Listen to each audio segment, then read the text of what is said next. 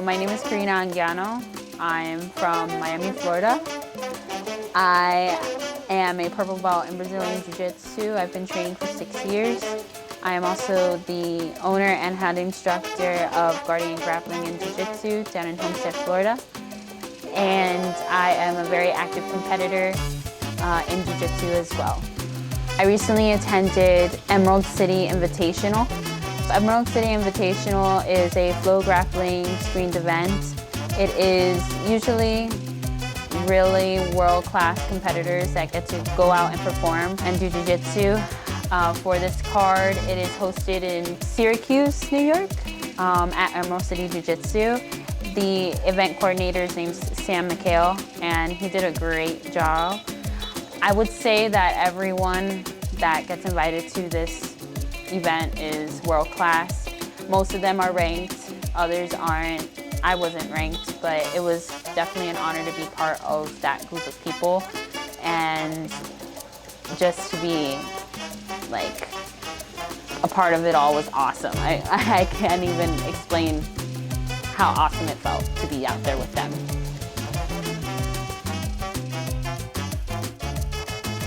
To prepare for Emerald City, I really focused on my no-gi jiu-jitsu. I added more wrestling.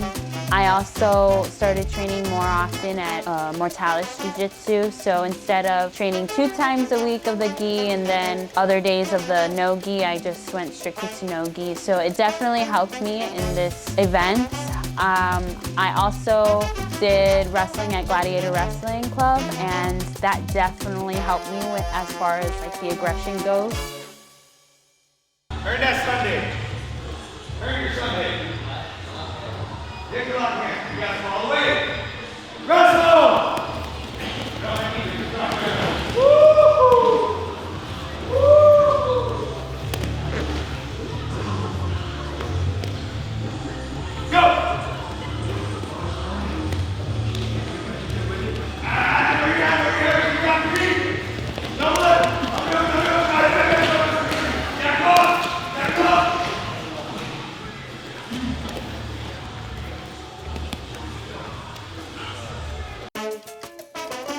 I didn't get to show much of my wrestling because people pull guard right away, but I would say that the aggression of wrestling definitely helped me out. My friend Eva, she landed in New York before we did, and so while she was there, I asked her to do some research on where we could find a sauna nearby so I could go ahead and cut the last few pounds, or in that case, it was actually ounces. As soon as we landed, she had found the place. It was called Metro Fitness in Syracuse, New York, and we went straight there. Like I said, Andres was smooth with his words. Yeah, but they were really, really nice. They only have one sauna at that gym, and it was in the men's restroom. So they basically closed off the men's restroom so me and Eva could work in that sauna. So I was really grateful for them to let us do that. So Emerald City Invitational is known for inviting the top ranked competitors, and that's definitely what we got when I went there. There was a couple people that were ranked top 15. In my bracket alone, there was 3. In my semi-final, I went against Trinity Pun, who I believe she is ranked number 12 or 14. So, and I'm not ranked at all. So I was the only not ranked person in the semi, and I was the only purple belt. So it felt awesome when I made it. I was like, let's go! Like, I was super happy that that person was me. Everyone there, they were game. When they did the rules meeting, Sam McHale, he said something and it stuck with me ever since. So he said, I'm not gonna go too into detail with this because I know all of you guys are really good. You guys are some of the best, and if you weren't the best, I wouldn't have invited you. When he said that, I like low-key like, like, you know, like I felt it, and I was like, oh man, this is the moment I've been waiting for, because I've been competing for a long time. I've been competing for 6 years. To finally get recognized as such, it really meant a lot to me. It feels like I'm going in the right direction. So it was really awesome.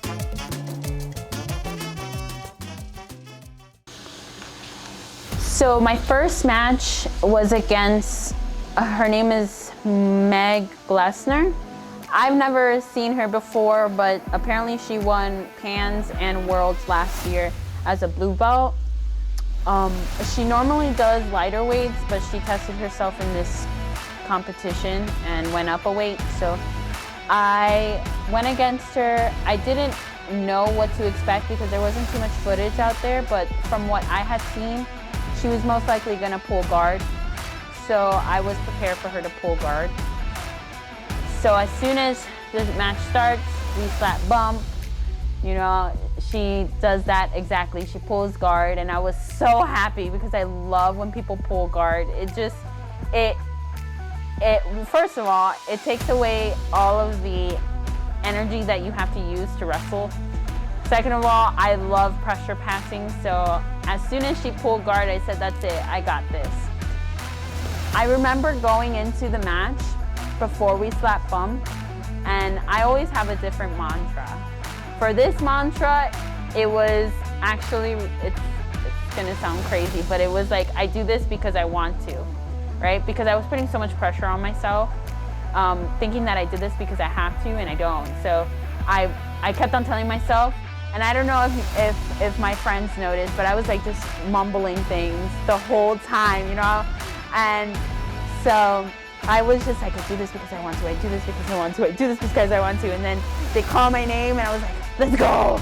And then, so as soon as we slap bump, I was like, that's it, I won already. I won already. And so I passed her guard, right away, almost. And then it was just all a blur from there. I had to rewatch the video to remember what actually happened, because I went balls to the freaking walls.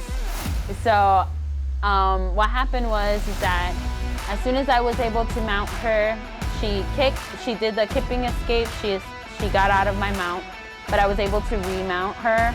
I went for a mounted triangle, switched it to a rear triangle, went for a Kimura, she got out, and then I was on bottom, and then I swept her, and then I went for a triangle, but I ended up turning it into a rolling arm bar, and I ended up arm barring her in 2 minutes. And I remember it stopping, and I was like, wait, that's it? That's it? Really?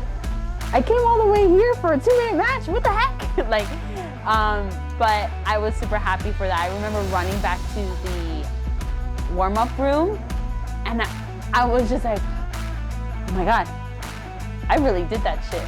I did that shit. But then I had to really calm myself because I still had to go for the semi, and I knew who I was going against. I was going against Trinity, and I knew that that match was not gonna be anything like the first one. I knew that this girl was extremely smart. My coach called me and he goes, listen, Karina, listen, this girl is super methodical with her jiu-jitsu. She's super smart with her jiu-jitsu. And those weren't things that I didn't know. Like, I knew that. I knew she was really methodical. I've been on cards with her before, previously. I've never gone against her, but I've been on the same card as her in other matches. And I knew she was smart, but I didn't know she was super strong. And I learned that this time. So, yeah. My second match, like I said, was against Trinity Pun. Trinity Pun is ranked high. And like I said, I'm not ranked. So I went in there, she pulls guard right away. And she tricked me into every position that she wanted me to be in somehow. And ultimately, I ended up in her closed guard, and she got me in an arm bar. There were a lot of things that I learned from that match. One was that none of these girls are as scary as I thought they were. Because although she beat me, and recently I had also gotten beat by another ranked girl, but they were nothing like how I was making them out to be. when you see people that are at the top, you make this picture in your head that they're unbeatable, that there's nothing that you can do that's gonna, at least that's what happens in my head, that there's nothing that I can do that's gonna make me better than them. But that's not true. Like, I learned that from that match, is that I was able to make it there, you know? I didn't win, but it's not like I got tapped out in the first 20 seconds, you know? Maybe the first minute, but not the first 20 seconds, which is better than what I expected. So that was one thing that I learned. Another thing is that I need to start thinking about jiu-jitsu. Like, I need to start thinking way more steps ahead, because I feel like I think of jiu-jitsu in 5 steps ahead. So like, I'll do a move thinking of what the outcome's gonna be in 5 steps ahead. But this girl felt like she was thinking of jiu-jitsu 10 steps ahead. Emerald City it feels like the beginning of my bigger career, I guess you can say, my competition career. I feel like the rest of this year, there's so many other things that I would like to accomplish. And it made me want to go against the best of the best over and over again. The only way that I'm going to get any better is by going against the best of the best. So it made me want to just keep on going out there regardless of the result. Like, just keep on trial running until I get it, you know? So I can see myself progressing every single time. I do have a couple competitions lined up now. I think more will present themselves as time goes by, and I'm one of those people that never say no to a match. You could literally be the best in the world and I'm not gonna say no to a match. Like, unless something happens where I absolutely have to, but there are a couple of competitions that I have in mind. I really want to win Worlds this year, so I can see that happening 100%. So that's what I'm working towards. ADCC trials, I'm also working towards that. But I've never felt more ready than I do now, so I just can't wait to get back out there.